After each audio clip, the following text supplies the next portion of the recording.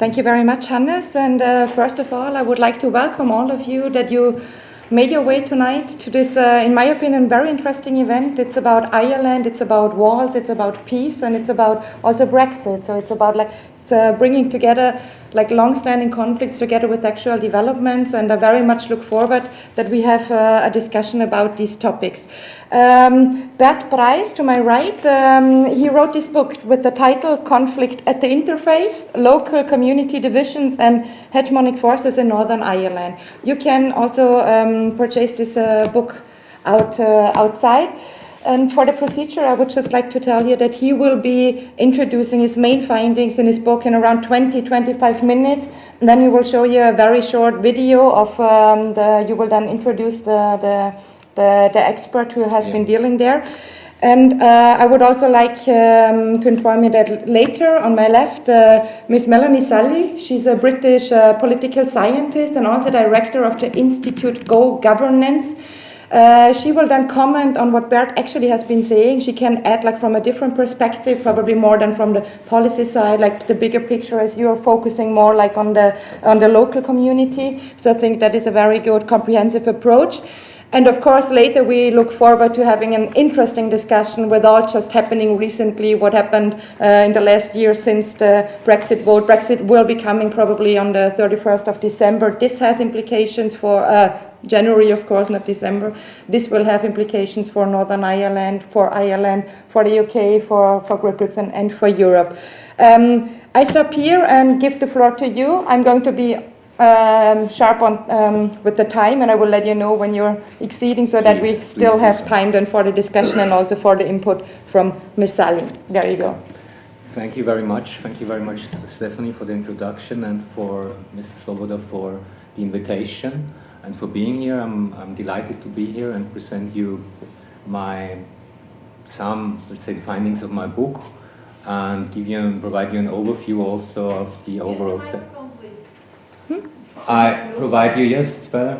So, welcome. I just need this notes also, so the setting is better.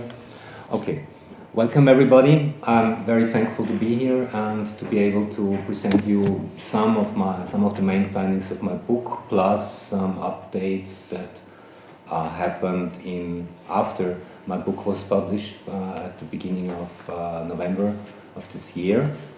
So, just to start with, since it's a highly complex topic, and to say the first thing in advance is it presupposes some basic knowledge that you have on the Northern Ireland conflict as such, because I cannot go into details on the overall conflict. I will try my best to present you some of the developments, the main dynamics that I think are relevant for the study of local conflict at the interface in Northern Ireland. So this would be the overview of my talk now, which would be, first of all, I will come to the core rationale. So what is the problem actually, and how did I explore this problem? And then moving on to the overall picture, so just very briefly providing you some important, let's say, findings on the overall conflict in Northern Ireland and its development, and then I'll move on to the local intercommunal conflict at the interface and to the case studies, which are the core of my book also in Belfast and also in other cities in Northern Ireland, Derry, Londonderry and Portadown as such. And then on the impact, the recent developments on the impact of Brexit, the Irish border issue and Northern Ireland's power sharing impasse that has just recently been broken, so to say. And at the end, a conclusion and future outlook. And there, I would like to let Neil Charman, who wrote the foreword of this book, I will introduce him later, speak in a Skype interview I had with him on last Sunday. And initially, the plan was to invite him here, but unfortunately, due to his overwhelming work commitments in London and Belfast, he cannot be here with us. So, first of all, to start with, I selected three, I think, telling quotes of what will follow now from James O'Leary's work, who conducted extensive fieldwork and included over 100 of statements made by local residents in interface areas and by experts. So, the interface is emblematic of contested origins. The interface is the continual occlusion of the day after question. And the interface is a published policy that specifies a government goal by 2023, namely to remove all these interfaces and peace walls.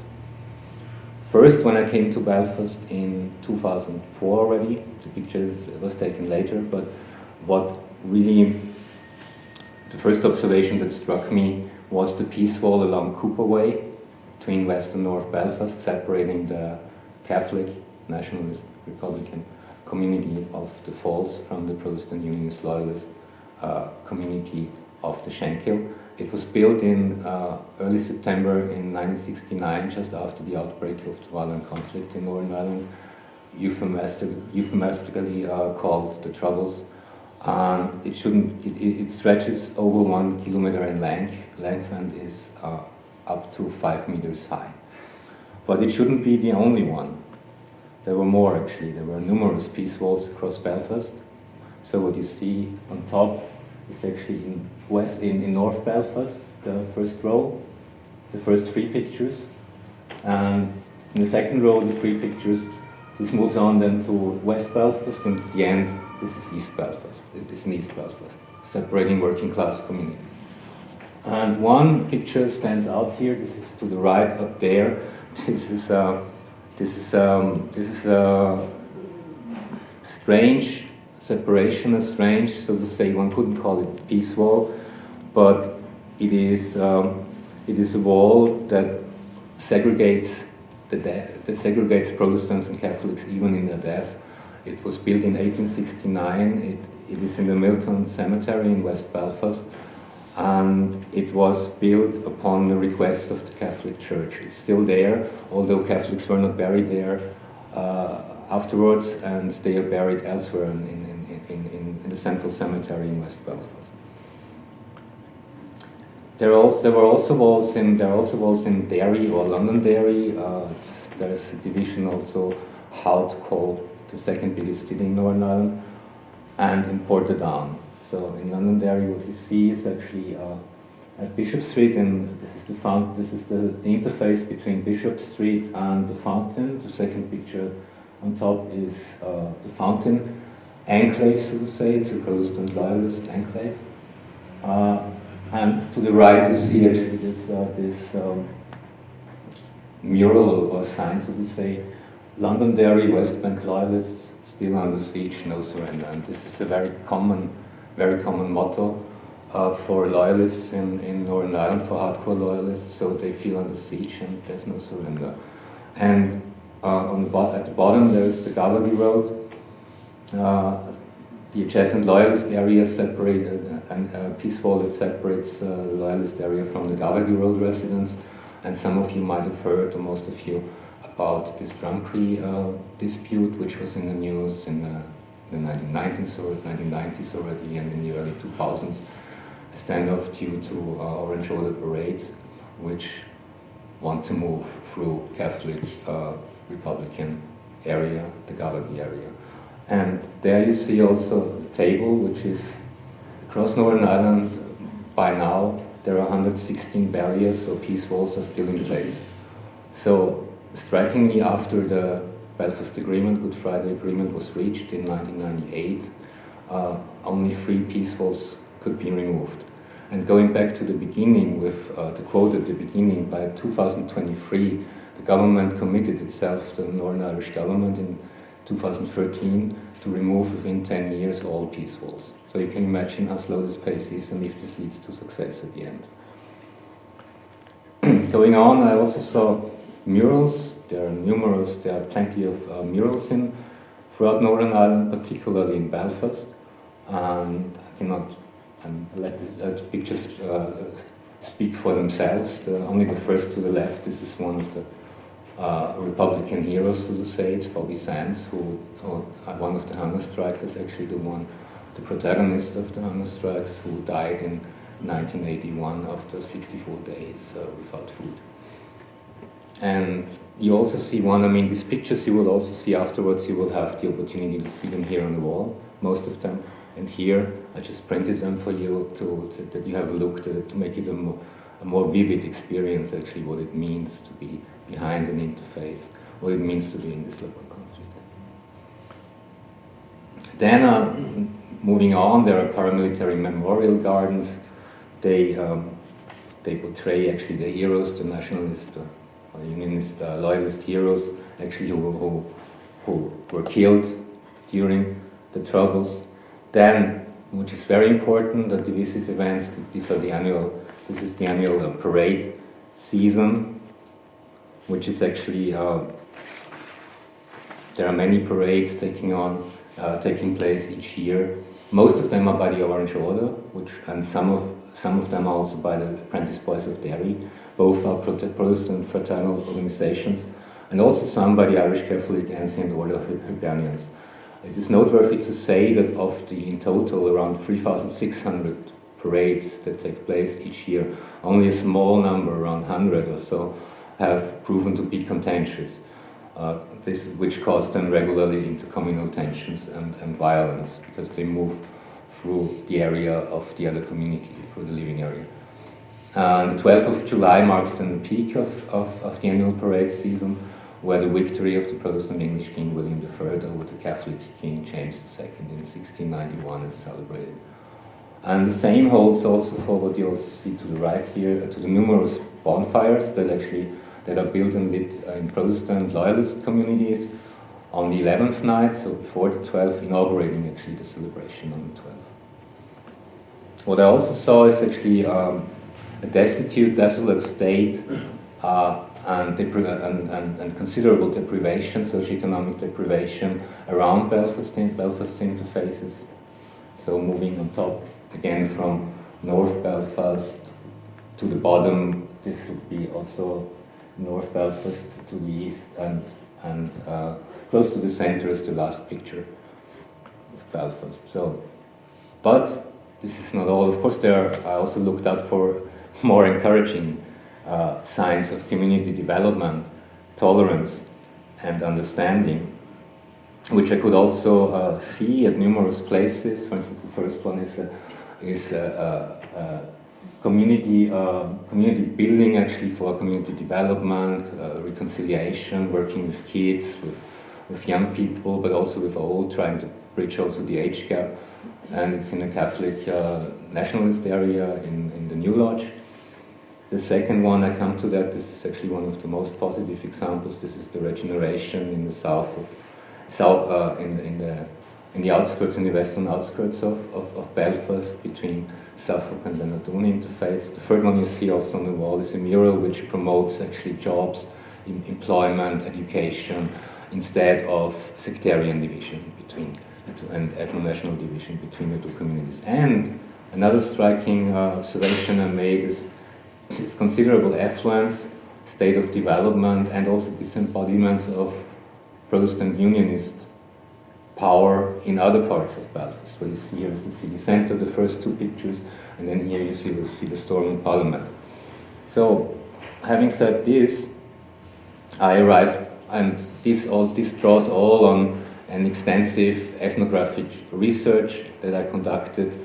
I had interviews with over 50 people. I lived in local communities, primarily in Belfast, and I also took part in their activities, which also included going to a pub, but also included sometimes selling newspapers and taking part in it. So my initial conclusions is that these peace walls, murals, parades, bonfires, and flags, they are all manifesting and embodying divisions between the two communities. In fact, they are also emblematic of local intercommunal conflict and insecurity. And they are the most tangible representations and paradigmatic images of this division and of territorial segregation. So this territorial division and territorial conflict is very important to understand the conflict. Furthermore, they also severely impair the living conditions of local residents on both sides, as you can imagine. If you have a wall and if it impedes, of course, the way to work, it takes much longer. The buses are not going through directly to city center. They have to go through safe communities. So there's problems of education and so on.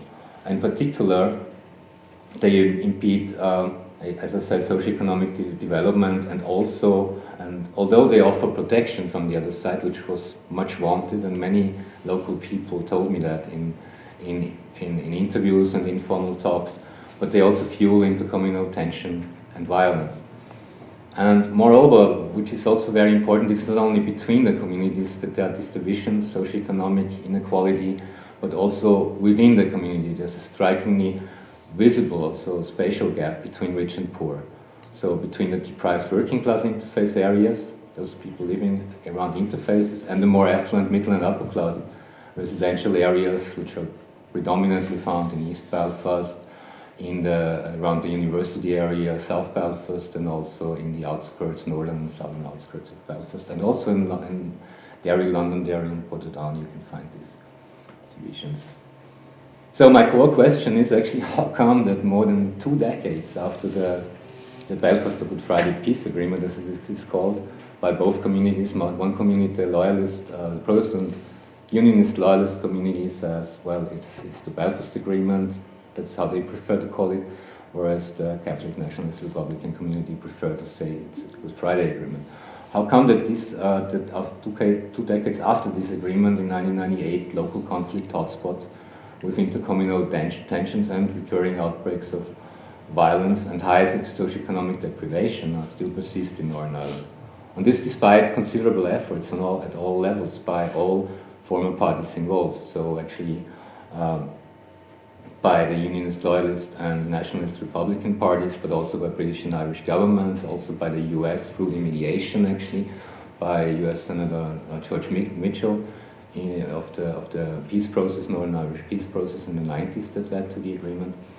So also local peace building and conflict transformation by many community groups and activists on both sides.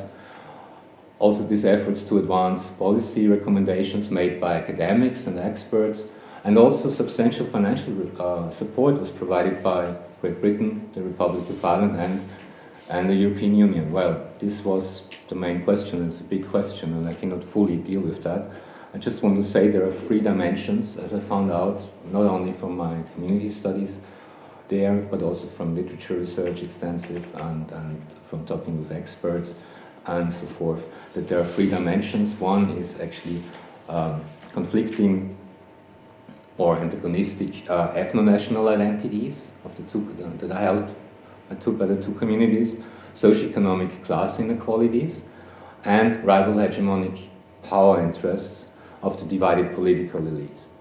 And importantly, these dimensions are closely interrelated and potentially reinforce each other, and thus often trigger intercommunal tension and violence around certain divisive events, like the parades I mentioned earlier, for instance. And especially in recent years, and this is actually one part also, this relates to the update of also, which is included in my book to a certain extent, but recent developments of course couldn't be, of the political turmoil over Brexit and the Irish border issue, as well as this prolonged power sharing impasse in Northern Ireland. These divisions and negative dynamics, they have become much more apparent and pronounced.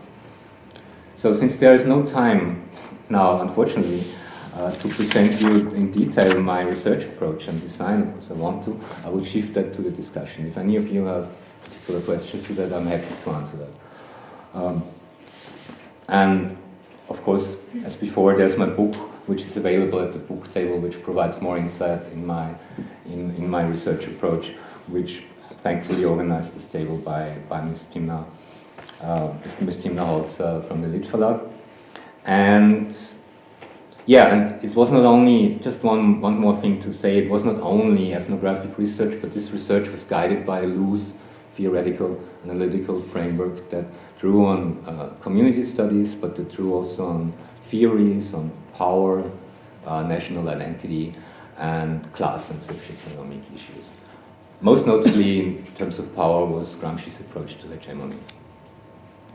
The overall picture, again, I cannot tell you much about it. I just want to make a few remarks on it. These aforementioned key dimensions, the ethno-national, the socioeconomic class, and the power dimension, they are deeply rooted in history, and actually took their origin already in the 12th century. The early conflict took their origin in the 12th century with Strongbow's with the English invasion of Ireland and the Strongbow and the Norman Knights, when English settlers first, so to say, started to conquer Ireland. And then this moved on. I mean, another significant event was in the 16th century, 17th century, actually, plantation by Oliver Cromwell, which then led gradually to the emergence of this ruling class of Protestant British settlers, Ulster Scots, came from Scotland, and the subaltern Catholic Irish natives in Northern Ireland. And this hegemony, actually, which is by the Protestant, Unionist and Loyalist community, was increasingly then met over the centuries, as you can see here with the events also, by counter-hegemonic forces, nationalist, Republican, Catholic nationalist Republican forces. And this eventually, this conflict erupted in the late 60s, in 69, the 12th of August, between the 12th and 14th of August to be precise, when British paratroopers, British troops were deployed to Northern Ireland, and then 30 years of violent conflict, of armed conflict followed. And here this shows you actually the distribution of deaths among the conflicting group. I think this is very telling. Overall, there were over 3,600 people killed over 30 years, but almost 50,000 people injured over the time. And you see who killed whom during the Troubles. In that time also, social, economic and political discrimination increased of the Catholic National Republican community, and the militant counter-hegemonic campaign by Irish Republicans, most notably by the IRA, to liberate Northern Ireland from British occupation, the slogan, the motto, Brits out, also increased massively. So to the Good Friday Agreement, also very, very few words due to time constraints. The Good Friday Belfast Agreement, which was reached on 10th of April 1998, is considered a landmark achievement, not only in terms of peace in Northern Ireland and the settlement of the conflict, but also the Northern Irish peace process that already started then in the mid-80s. And the agreement, they have served as a role model for peaceful conflict settlements in other places in the world. Bosnia-Herzegovina, although the Dayton Agreement was agreed earlier, but the peace process as such informed also the Bosnia-Herzegovina process, and also in Kosovo with the Ahtisaari principles and so forth, this took root, for instance. So the problem then was the post-agreement time. It was very difficult, it proved very difficult to implement the terms of the agreement, which was one, power sharing between the former combatants and the former conflicting parties, the Irish Nationalist and the Protestant Unionist on the other side. And the other thing was also parity of esteem, meaning that both identities, Catholic nationalist, the Catholic and the Protestant identity and the political identities as such, should be equally recognized, and also this was embodied in equal citizenship and so forth. So, and it also proved difficult due to several. It was orchestrated by paramilitary violence, mainly by dissident groups who emerged, who felt they had no stake in the peace process, and also by intercommunal violence. And by political dispute, because the parties could not agree on the specific terms of implementation, paramilitary release, prisoners release, and so forth. I cannot go into all of this, but I will gladly answer your questions if you have some in the discussion. So, then, in 2007, you see these two laughing guys, you probably know them. They were called the Chuckle Brothers after a series, a British comedy series, a TV comedy series, and they portray two of the arch enemies, so to say, in the conflict, and key protagonists. It's to the left, it's who then became the First Minister, Ian Paisley, and his deputy First Minister, Martin McGuinness. They were smiling after being sworn in as ministers of the Northern Ireland Assembly in Stormont. And this was the first time when there was a certain stability then started of this in terms of the institutions. Up to 2017, this power-sharing government led by the two more extreme parties, the Democratic Unionist Party on the one side and Sinn Féin on the other, were in power. But then again, in 2017, and I come to that in the end then, the problem then, of course, the government collapsed due to a row over the Irish language, over the recognition of the Irish language, and due to alleged corruption by Unionists over a renewable energy scheme. Very briefly, this is pictured actually what I told you now at the overall level. It is pictured also on the local level. So in Belfast, what you had was the evolution of interfaith communities started actually in the early 19th century with the onset of industrialization, when people from the countryside moved into Belfast due to job opportunities, and this led to several fierce sectarian violence, which then actually over time and during, especially in the start of the beginning of the troubles, it led to forced population movements. Around 10 to 15,000 people, mostly Catholics, were then forced to flee their home, and this you see it actually also here in terms of the demographic development.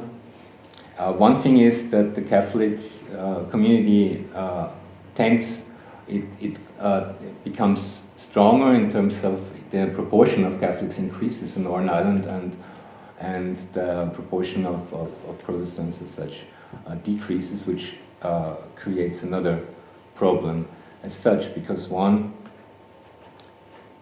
this would be just the living situation. It shows actually that there's the most deprived areas in Northern Ireland are around interfaces in Belfast, and also then in Derry and in London. This shows actually concentrated Catholic Protestants.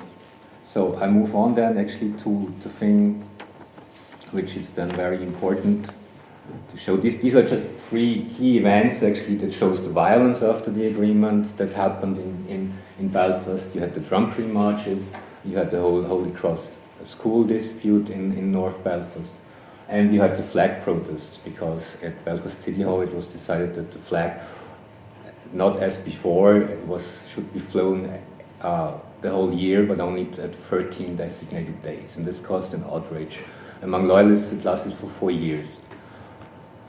And this goes on, actually, just very shortly to summarize actually what I found. On the one hand, in terms of interfaith community relations, there is a huge sense of fear and insecurity. That's why the peace walls have to be there. There's a lack of intercommunal contact. The peace walls are needed for protection, therefore.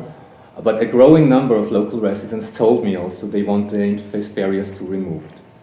And there's also this blame game going on for the interfaith violence, and this strong division on the constitutional status. And this is very, very important, because actually this constitutional status is made open in the agreement. So it's dependent on the majority wish of the population, which means either a united Ireland or the maintenance of the status quo of the United Kingdom. And there's a shared sense of common socioeconomic issues, so both sides see that, but somehow they are prevented from it. And high levels of segregation and very little economic redevelopment in interface areas. In political terms, a deep dissatisfaction with political leaders and political system I could identify on both sides. There's also a feeling of lack of representation of working class interests. There's no bread and butter politics, all is ethnicized as such. At least that's the notion of many people. There's a sense of being abandoned then by political parties, and there's an absence of community relations policy, which is very important. So even for peace activists, for community groups, they don't have any guidance. They don't know how to achieve actually a removal of an interface, for instance. But still, there's this deep loyalty within both communities. This is also, I would say, due to fear and insecurity, and also this manifestation of ethno-national division, which leads to this ethno-national voting behavior. So this perpetuates then, of course, the division. So you have a certain vicious cycle circling there. Two examples that are very, very positive, that were very positive. On the one hand, the Suffolk-Leonardon Interface Group, who managed, and you see here, a small Protestant community and a large Catholic community in West Belfast. This was before actually the interface. It was a shop area, so this interface shops built.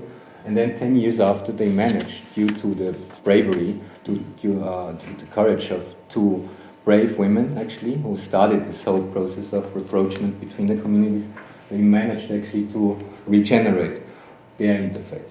But then again, there was an issue, and that proved to be unsurmountable, because they wanted to turn the only school that's in the small community of Suffolk, which has only 800 people, and the other community has 14,000. They wanted to turn this school, because the number of pupils was dwindling, and they wanted to turn it into an integrated school. And there are provisions for that throughout the UK, actually, integrated schools, but especially in Northern Ireland. And there are 9 criteria for that, and both communities were then convinced they wanted to do it and sent their children there, also the Catholics. But the school was on the Protestant side. And the Minister of Education at that time, BERT, a Sinn Féin minister, turned it down on one criteria, that there was an insignificant number of pupils at the beginning. You see, what's the problem? So then the school had to close, and so now they are threatened basically that the community will just dissolve. Second one is the North Belfast Interface Network, who managed through mobile phone networks in the 90s, set up, composed of former paramilitary members to manage the situation around interfaces and to contain violence.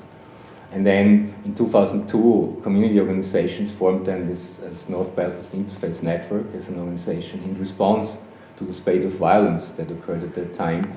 And they set up interface monitoring groups, local parades, forums. So a whole dialogue process was started, and managed to establish dialogue with the Protestant community, with the hardliners that time in Holy Cross, Loyalists, the police, and other public service stakeholders. You see there actually a poster that they have every summer to keep the young people from the interfaces and from getting involved in violence.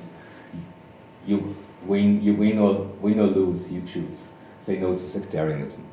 Last example, then I'm at the end of this, is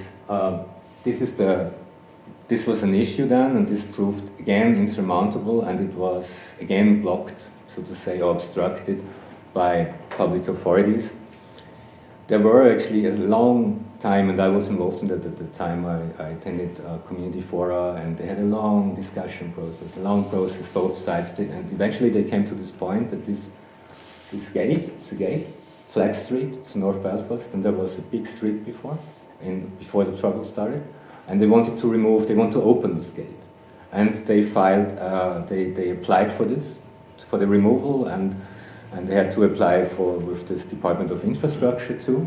And they wanted, but they did not say, they didn't want to have it open immediately, but they wanted to have some traffic measurements, which calms down the traffic. But the Department of Infrastructure turned that down, because they said they have to measure the traffic before they can install such means, you see. And there was no traffic, of course, because this was closed. And so they couldn't do it. And so again, this whole thing started. But there are many of these. I could talk for hours about this, but I don't.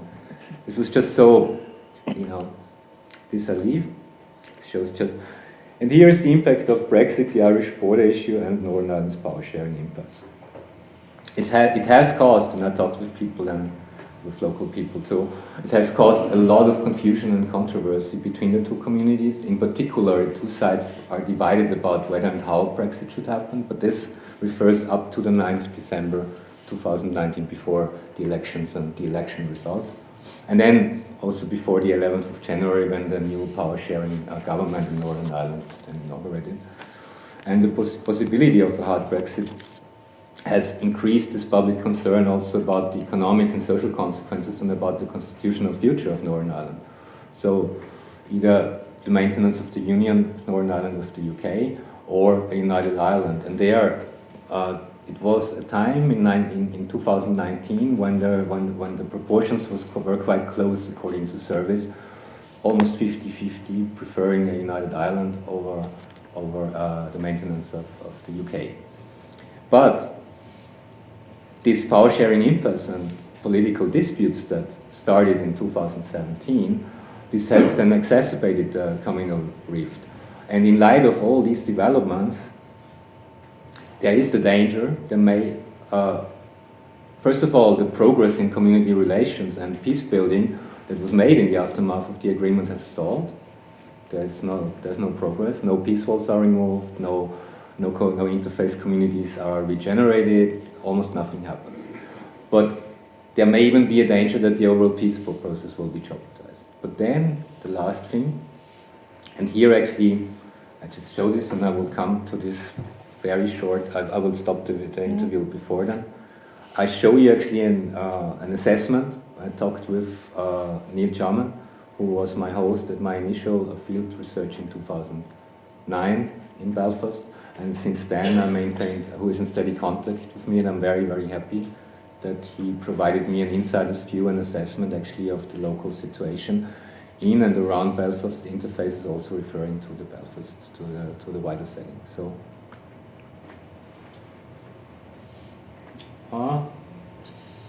there's no sound. Hello? More than a decade now, and I'm glad to see that your book is published, and I hope it goes well for you, where the debate over Brexit, disputes over Brexit, can you hear that, or? And the increasing debate around the Irish border all made a very difficult situation politically. What I would say though is that it was very much a series of political disputes and political arguments. It didn't lead to any significant raising of tension on the grounds or particularly within interface areas. If anything, the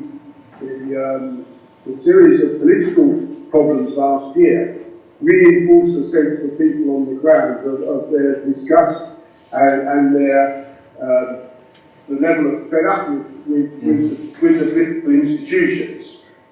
So it really served to undermine the status of the political parties pretty much across the board in Northern Ireland. I think what you've seen towards the end of the year has been some of that disaffection has been reflected in some of the election results, particularly some of the defeats suffered by Sinn Féin and the electorally, the rise of the Alliance Party, the growth or the resurgence of the SDLP could all be seen to some extent in the context of how people would become dissatisfied with the DUP and Sinn Féin. So I go to the end, because we don't have that much time, unfortunately. But I go to the end and show you actually, this is his assessment at the end, somewhere here. Just have to see. Of community tensions is lower now than it has been for many years. The potential flashpoints are fewer, and there is more of a focus by the police and the executive to try and tackle the paramilitary presence. So I think, looking forward, we're probably in the best situation that we have been since the early days of the peace process. There's a long way to go to build a unified community. There's a long way to go in the process of conflict transformation. What we need to achieve in the next couple of years is restore a degree of stability and address some of the problems associated with day-to-day politics that face, I'm sure problems with health provision, education, infrastructure are problems that are facing Austria as much as they are facing Okay, this was it. These are just that. Yes, it is. Thank you very much, Bert. I think we got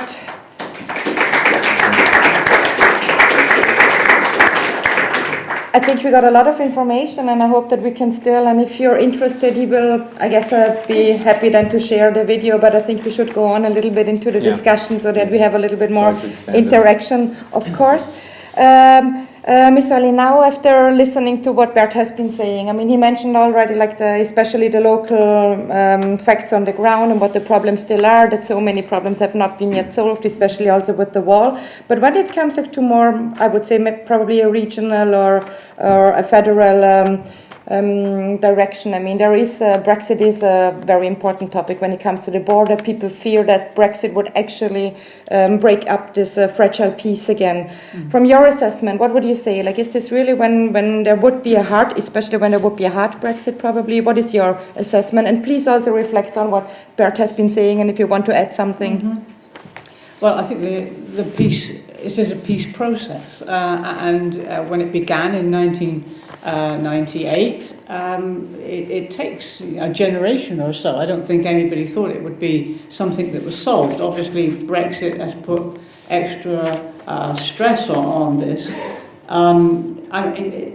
It's come a long way. I can remember in the 1970s, I was lecturing in the UK, and Northern Ireland and bomb attacks were daily in the news, and they were in the news so much that you kind of switched off, rather regrettably, because it was happening all the time. So the news that, there have been 10 more soldiers or civilians killed in Northern Ireland, you just thought, oh yeah, okay, what's the next news? And that's the danger, that you become rather blasé and immune to what's going on. And so really, this wasn't just a Northern Ireland thing, and it wasn't just a Republic of Ireland thing. It very much affected mainland UK. We had many students from Northern Ireland because there was an effort to try to help them because they weren't getting the kind of education under the conditions that they needed in Northern Ireland. And of course, the whole thing came across to mainland UK, this threat to peace. You would look very cautiously and nervously if anybody left a bag in a train, or if there was in a pub an unattended bag, and there were signs up everywhere to report that because it could have contained a bomb. And there were bomb attacks that were very close to home. And so this was really something which was right up front, and therefore these experiences from the past that are no longer there to that extent. It's very important that this peace process continues. But yeah, it is fragile. It's not got the same dimensions it had in the 1970s. But the whole thing has changed, I think, rather dramatically in how London looks at the island of Ireland, because for a long time, the Republic, which was very often called by the older generation then still era, it was looked at as some part of the United Kingdom that had broken off, rather sort of symbolically. This comes again and again in British history in the early part of the 20th century. And therefore there was a rather lot of bad feeling between the two. And of course, then the Republic of Ireland was seen as very much a backward part of it. It was on the periphery, it still is geographically on the periphery, but it was really associated in the minds of a lot of people in the UK as being, that's where they have potato famines, they're so poor there. And the kind of interaction you had with people from there, they were the Irish Gastarbeiter who came across to work on the building sites in England. So they were very much second, third, fourth class citizens in effect. And when the Republic joined the EU, this changed rather dramatically because then wealth, self-confidence built up in the Republic. And this took a long time for actually people in London to think, this is not really the potato famine Republic. This is actually a country now which stands on much more prosperity than it had in the past. But I think Brexit did, I think possibly the Irish question, if you like, which had always dominated British politics. You go back to the late 19th century, it was there again, right up until the First World War and thereafter. Nobody knew what to do in London with the Irish question. So this has kind of dominated and come up. It doesn't seem to be something that's really very unusual in British history.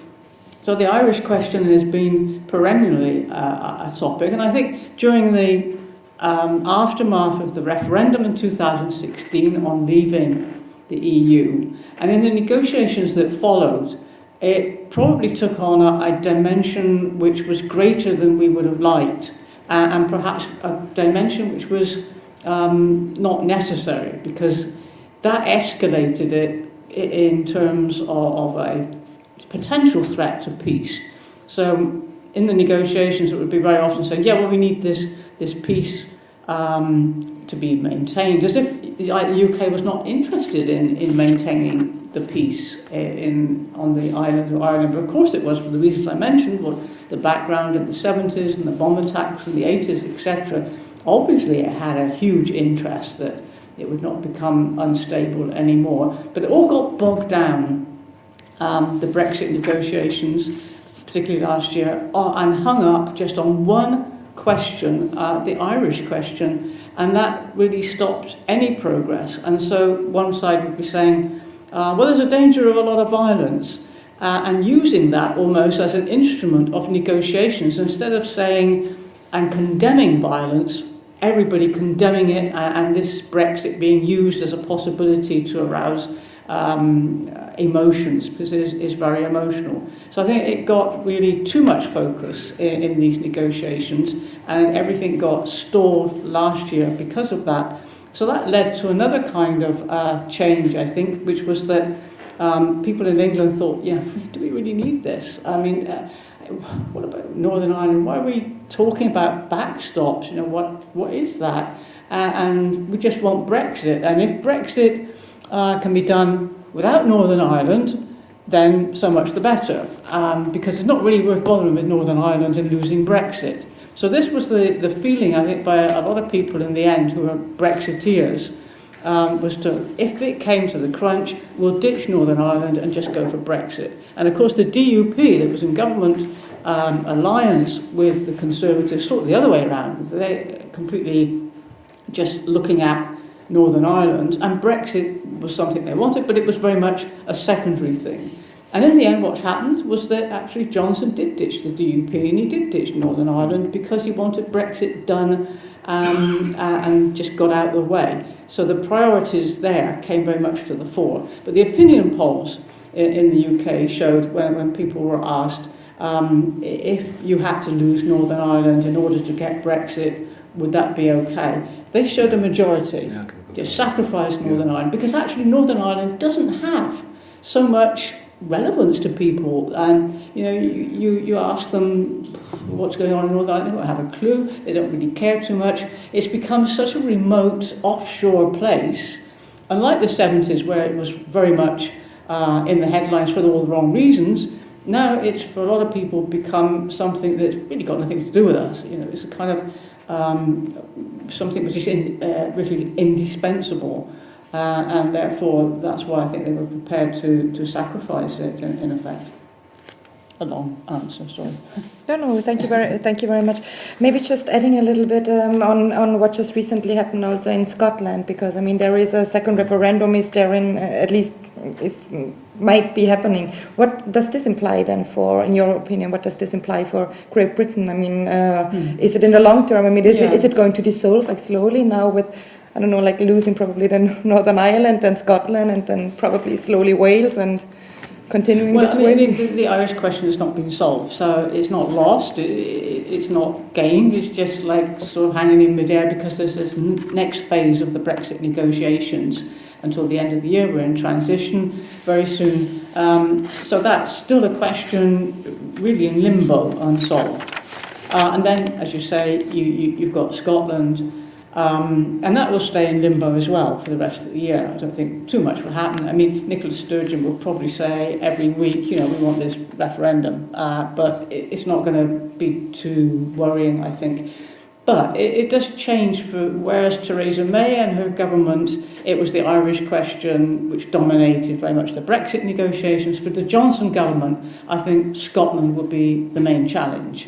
And that's not going to go away. And so once this transition phase has been concluded, I think particularly the pressure to have a referendum will grow to such an extent that it will not be possible to, or desirable even, to reject it, because in the past you can see the British government is quite pragmatic in the way it's not the same as Madrid. It's not just going to sort of reject. The danger would be that, although the Scots don't want to do that, they could have a sort of rogue referendum in which it's not constitutionally binding, it's not constitutionally correct at all. They'll just go and say, we'll hold a referendum anyway. And the danger with that would be that then people would almost vote for independence because it wouldn't have any consequences, and that would have constitutionally consequences, but it would then embarrass the London government to such an extent it would be pretty disastrous. So they would prefer to actually at some point allow a referendum happening. However, they would want to then determine the conditions, the timing, the electorate, the question, all that kind of thing. So there's no foregone conclusion, if there was a referendum, that then independence would automatically follow. Thank you. And maybe one last question from my side to you about this power sharing. I mean, the recent developments, maybe you can elaborate a little bit on this. I mean, you have been mentioning also Dayton, you have been mentioning also Lebanon, and we see that, I mean, this power sharing, it's mostly actually to get the peace process at least started, or to get peace. This is more or less the basis, but in the end it's not going to get like a long-term peace or stability within the societies. What is your stance on this? Well, it's hugely important, and it's greatly positive that actually now there is a Northern Ireland Assembly up and running, because they need to have a voice in all these things that are happening. They've got a backlog of problems. It's not going to be easy to deal with these at all. But I think one thing which jogged this along a little bit was that the DUP, having lost its leverage position in London and its power base there, which was quite big on the Conservative government until now, were cut off a bit. And so they were interested in power in Belfast, and that's come together. But these institutions in Northern Ireland, the Northern Ireland Assembly, the way Parliament's committees run, the way the ministers are all kind of set up, it's so much in, Kinderschuhen. I've forgotten the English word now, but they haven't got robust political institutions to deal with these challenges right now, and so that's fragile as well. And then why it failed with the corruption cases, all these things are still there. They've not overcome these problems, and therefore I think that's got to be given a lot of time to mature and to come together. And there's huge challenges, because the way that the agreement with the European Union was finalised has actually raised more questions than answers when it comes to the Northern Ireland Republic of Ireland border. And they've got to manage that, and I think that will be very difficult for them to sort out, basically. Thank you. And I just take the freedom, one more question to you, and then we will go to the public. I would like to hear from you about, it's probably a very basic question, but what do you think about reconciliation? Like, is it happening? Was it happening? I mean, we just heard about what has been happening in the years in the 60s and 70s and also later. But reconciliation is a very important topic, and it has to be done on a community level, but also supported probably by the political elites. And what could you observe when you have been there and when you have been doing your research when it comes to this topic? What I can say is actually, and this was maybe one of the most fascinating interviews I had with Michael Hall, who published a lot of pamphlets, so-called Ireland pamphlets, and he was active already in the 1960s in peace movements, And he said that at the very start, when the first stone was thrown, when the first shot fell, the peace process, the people's peace process started. And which means actually that at that time already people were courageous enough, and they moved on actually in the 70s. First of all, they tried to build peace within their communities, actually, because there were those who were in favor of violence, there were those who were against violence. Particularly women were against violence, and women played a massive role in the 70s, 80s actually in peace movements in Northern Ireland. And this tradition actually, the UK actually, or Great Britain, Westminster was in favor in the 80s, then actually this was a strategy to promote peace in Northern Ireland, community development, community relations, reconciliation work on the ground, which led to a certain extent also to success actually. This was one example I showed, was the subdevelopment interface group, which again already started in the 80s, this process, which led to this formation only in 1995. Then there was Toko Opsal with his People's Peace process, actually with the Opsal Commission. He was Norwegian, probably known. He's a Norwegian professor of law, but also let's say in the tradition of Olaf Palme. And especially Galtung's principle of this culture of peace, positive peace, went into this whole peace process to a certain extent. This is one of the most interesting books I can highly recommend it in the 90s, which was then actually published by the Opsal Commission, which includes over 10,000 of opinions of local people, also experts, people involved at various stages of the peace process. But unfortunately, and there the British government and the Irish government are to be held responsible, I have to say. They distorted this peace process. They pretty much focused on to get the paramilitaries, the extremes in, from both sides, the Loyalists, but especially the IRA. And they somehow sidelined this momentum that took root in the communities. So it somehow also, and this is also, I share this opinion with Neil Jarman, somehow this actually led to an increasing momentum of the paramilitaries again in their communities. They still have a stronghold in West Belfast, the Republicans, in North Belfast, the Loyalists. They're dealing with drugs. Young people get somehow, incited to violence. So again, the problem is actually that this peace process that pretty much, and that's why I say actually the end here, if I might just show you this, it's the end of also my, no, it's here. It's the end also of my book, that mainly my hope, if one would ask me about the future of the peace process, the local peace process, which is important, I think, which is very important, because otherwise you won't get further, you won't move a step further to containing the violence. There they were quite successful. Yeah? The violence is large scale contained in Northern Ireland.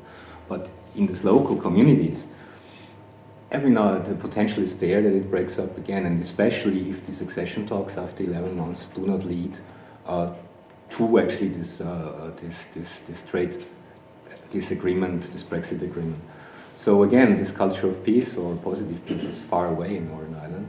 And my hope actually for the time being rests more on the commitment of these grassroots activists, and I met a lot of them, to seek new opportunities for positive change. And also to support this emerging middle ground. One should not forget that, first of all, this new power-sharing government is not, there are many co-opted members in there, because people were replaced without elections.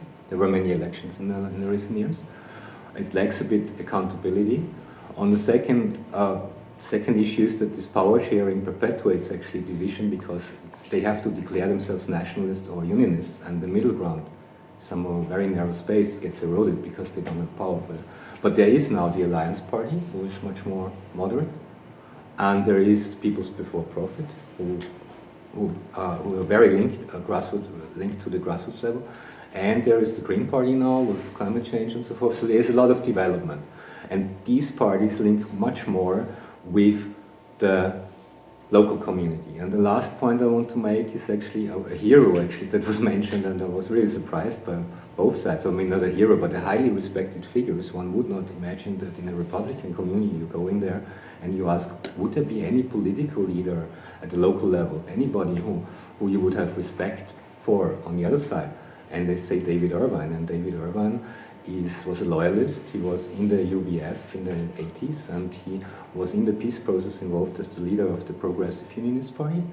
And he promoted bread and butter politics. And if I may, this is the last. He said actually. Oh, I can find this in a second. I can. Here. Here. What he said was actually the politics of division has seen that was in the peace process actually when all had their opinion, they shared their opinion in the talks, and he said the politics of division has seen thousands of people dead, most of them working class, and headstones on the graves of young men. We have been fools. Let's not be fools any longer. All elements must be comfortable within Northern Ireland. We have got to extend the hand of friendship. We have to take the peace lines down, brick by brick, and somehow or other, we have got to introduce class politics. You can't eat a flag. So, thank you. Yes, I think with this we can go already into the discussion. There. Okay, I thought I'd start this off. Turn it on. And that works how?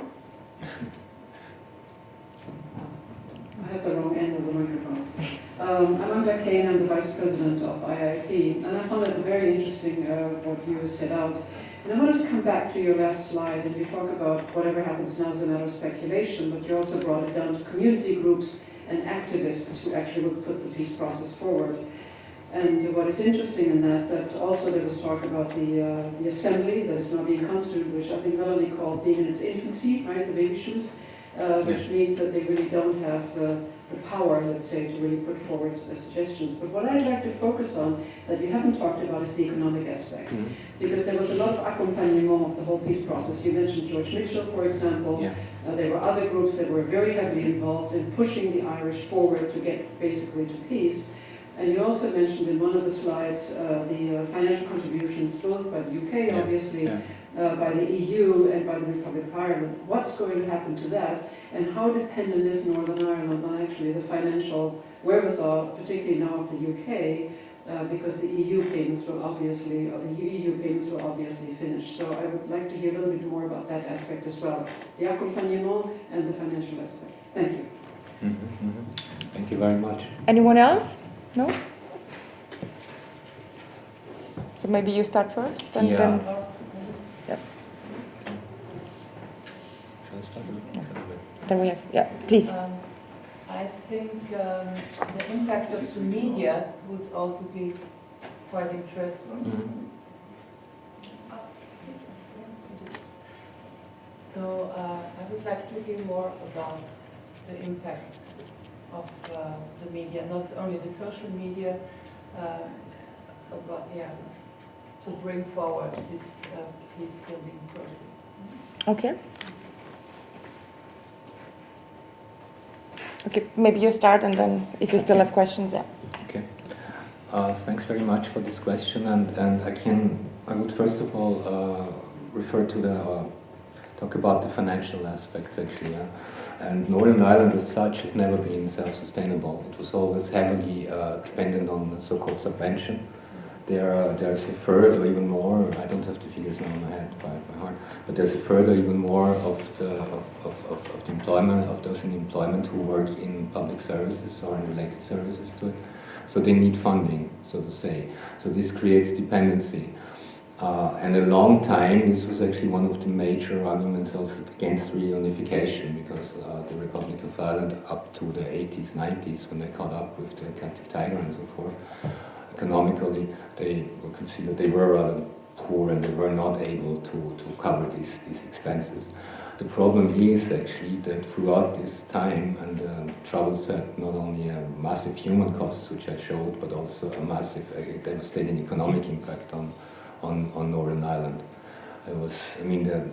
Not only before the decline of the industries, but especially after the whole war, there was foreign investment. But I'm not, let's say, I didn't focus in the study on this. I'm just talking in my study on it, but I know something about it.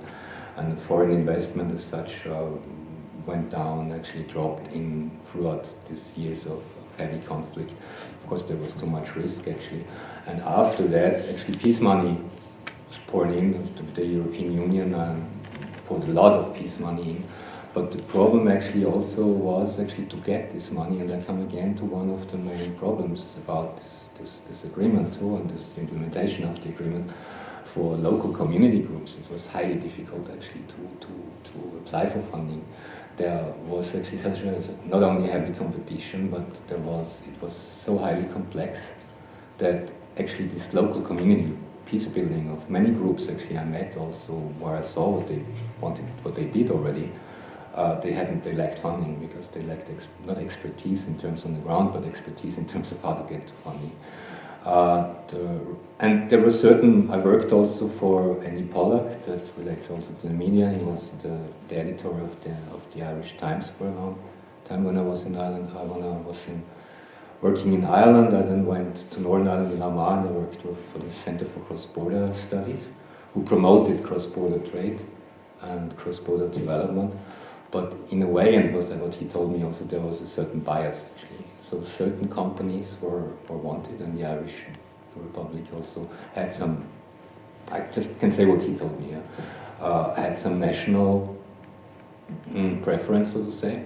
So whether it was more Catholic inclined or pro-Irish, they were more promoting, and so did the British. But this was just a thing. The accompaniment, I'm afraid I would not be that knowledgeable to I mean, at least you can specify what you exactly would like me to refer to with this, or maybe Melanie Sully can answer. Yeah, I mean, there have been over the years a lot of peace projects that have been subsidised by the European Union, particularly to bring cross-border groups together, whether it was women, youth groups, or whatever.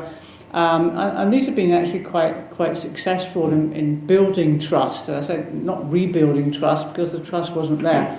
So these are very important community projects. The European Parliament also assisted in these peace building projects, has done its bit. And very importantly, in the withdrawal agreement that's been decided between the EU and the UK, there is a commitment on both sides to continue with funding. It's called a Peace Plus programme. So it will not be that this money suddenly disappears and that nothing happens. There is a commitment to continue with this financial support.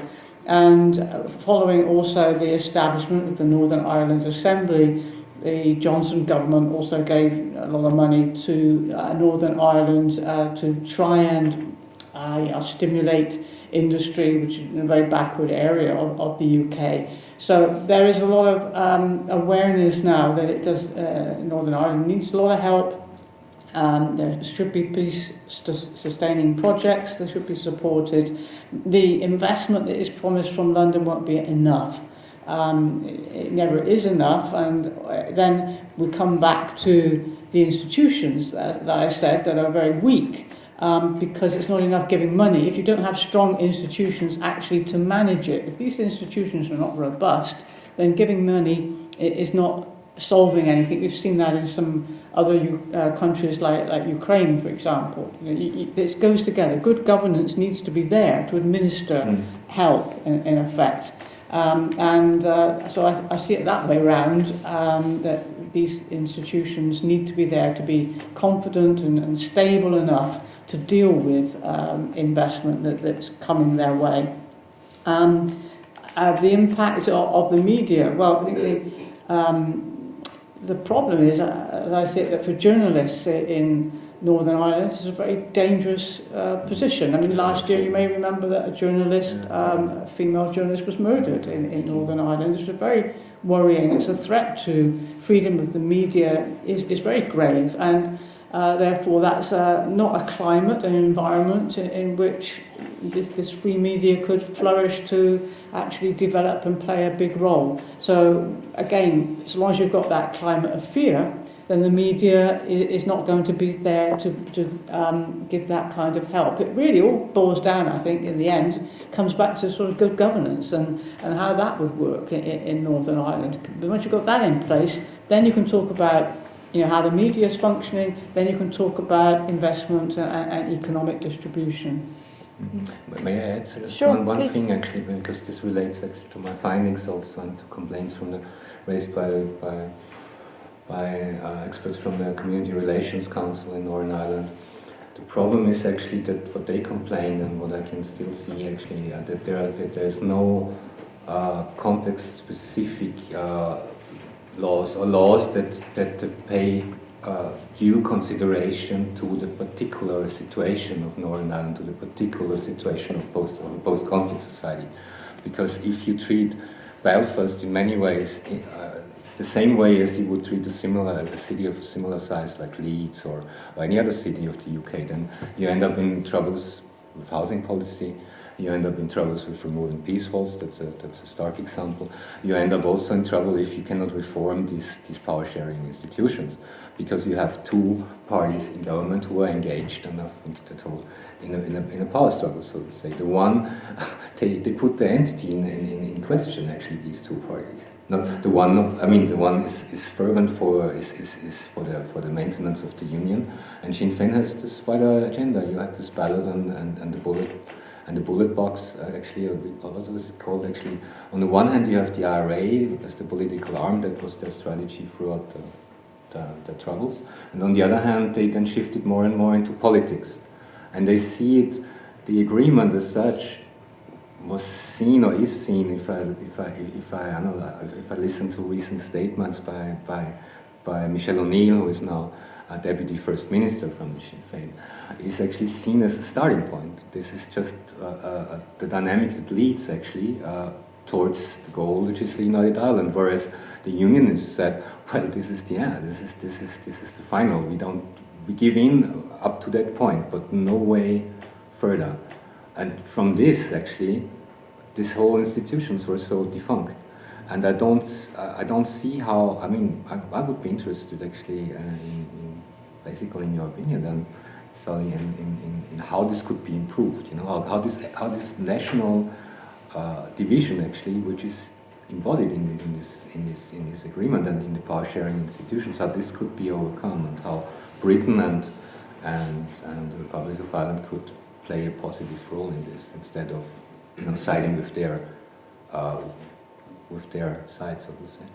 This is actually, I don't see the point in this, and this was a complaint that many raised actually in the many talks I had with people, actually, because they were then so again back into their pro-United Ireland, and they did not see that they had the same situation on the ground. You go through a peace wall, you move by bike. I could drive freely, and I went through Shankill to Falls. The only thing that was different were these nationalist symbols, all these murals. But the situation on the ground socio-economically were really desolate and deprived. And young people actually had no job, and these young people were into antisocial behavior, were then happy when there was any fuss, creating a fuss in terms of interface violence. This is actually something. And then those people who make it, actually to a certain point, they climb up the social ladder, they leave this. And only the Protestants can leave. This is the problem, because the territory, as I said, the decline in their population in numbers, they leave this territory. Then you have, like here, where is it actually? This one here. This up there to the right, you see actually an interface, and there you see actually vast space. This is then going to the Shankill. Yeah, this is in the city, and on the one side, this is a Catholic community, on the left side to the interface, and you see a vast space, and this you can see observed regularly. So Catholic communities are packed in their housing, they have not more space, they get more and more, and they see this vast space. What will that create? Violence. Or at least tension, not violence. But then again, then local politicians go in from Sinn Féin. The DUP has less credibility, but they do again the same. And they go in and say, well, protect you, we protect you, yeah. And then they say they want to remove the peace walls by 2023. This is such a... This was actually something that this creates my problem. Okay, we have 2 more questions over there. Yeah. Just a quick question, really. In your discussions and interviews that you carried out throughout Northern Ireland, were there any people who said we would like to redefine things in a new way on either side of the community? Yeah. People who might say we may have an opportunity here, a blank piece of paper. Why not let's both sides of the community speak to one another, not define ourselves in terms of Southern Ireland, the Republic of Ireland, and not define ourselves in terms of our past, Great Britain, and let's define a new way together. And there's an observation is clearly there's a lot of goodwill for Northern Ireland. I sometimes think they don't recognise that. The EU would certainly support, fund some new initiative in Northern Ireland. Similarly, the Republic of Ireland would, Britain would as well, and of course the USA certainly would be interested in more. Thank you.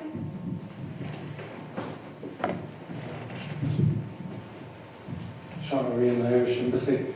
I just wanted to thank you for a very interesting discussion, and no question, just a footnote if I may, that Dr. Price mentioned David Irvine towards the end as a respected figure. I just wanted to add that David Irvine's widow, Linda Irvine, who was a Protestant and a Unionist from East Belfast, has done a huge amount of work in popularising the Irish language. She's learned Irish, and she goes to Donegal in the Republic, in the northwest of the Republic, which is very much a Catholic and a nationalist area, but she's welcomed with open arms, and in popularising the language, she's revealing to the people, to Protestants in Belfast, the meaning often of their own surnames and of their own place names. Just to give one example, you mentioned the Falls Road and the Shankill Road. They don't have meaning in English. On Falls Road, it's not what you think it is in English. In Irish, it's Bohan Naval, means the road of the hedges. And the Shankill is Bohan the Shankill, the road of the old church.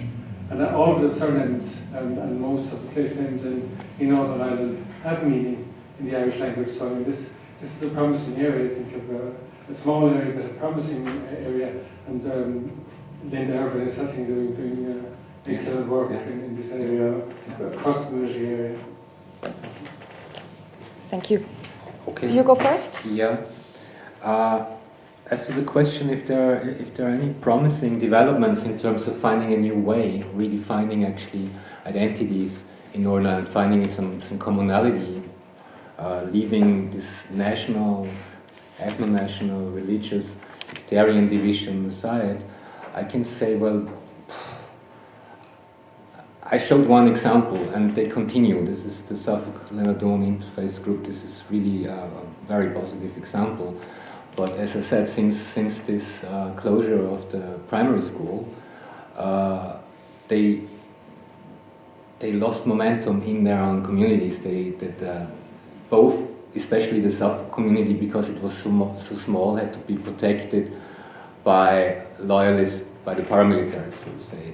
There's the UDA more prominent, so here we have UDA shares. So, and the problem is, since now the school is also gone, and there is now another attempt actually by late members of Initiative 92, who were at that time with Torkel Opsahl initiating this peace process, this people's peace process in the 90s, to start some new development there and with young people to define Northern Irish identity. So coming together in these terms, yeah. But still, it's then of course an entity. Yeah? It's then redefining in a certain national way. This is an example. I can say another positive example, but it's difficult because they started. I don't have the picture here, but there's the Adoin Youth Club, who now regularly is visited by Schenkel youth, and they do music, and they start a process where they were now invited in schools, vice versa, and they play music, and then they also somehow redefine history in telling them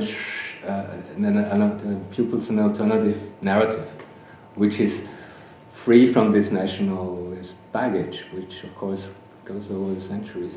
But unfortunately, I haven't talked to Michael Hall, who started with these island pamphlets. I should do so.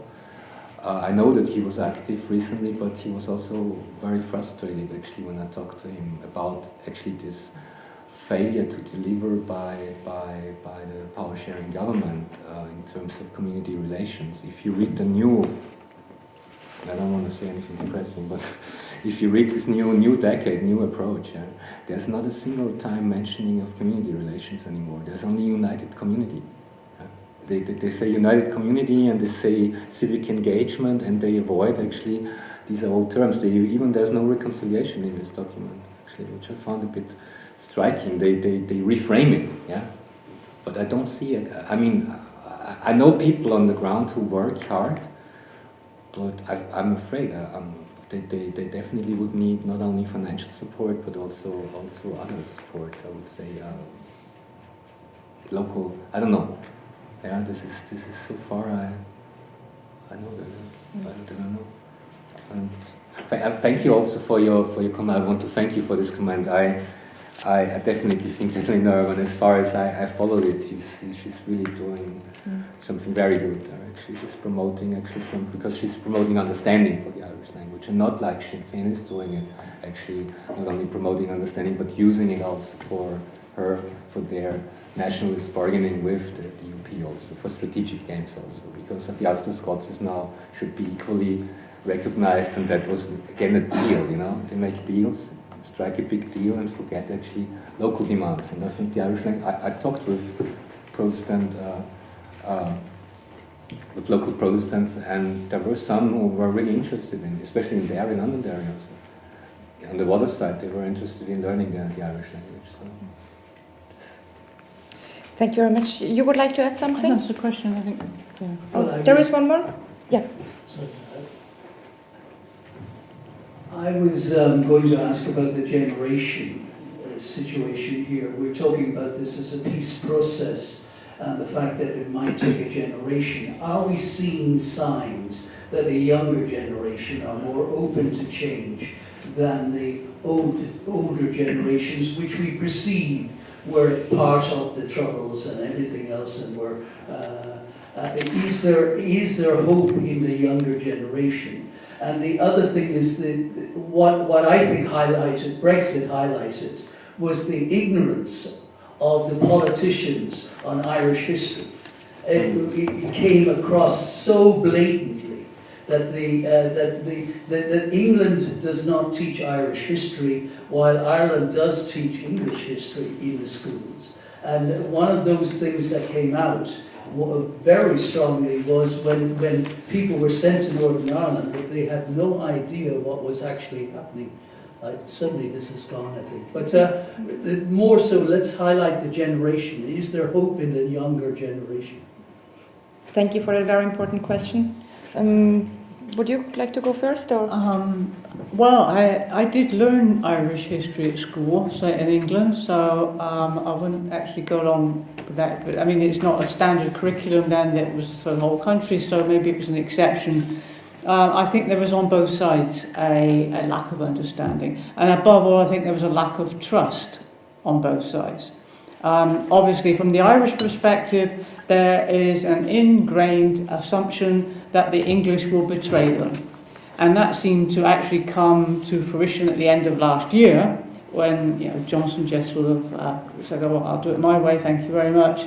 And as I said, for the English, increasingly there is the feeling, well, why are we bothering at all with Northern Ireland? This is obviously so they have gone apart, and I think also to some extent there were politicians from the EU who didn't understand either side, but thought, well, we'll have three things to do, and we'll have to sort out the Northern Ireland border with Republic first, and that's it.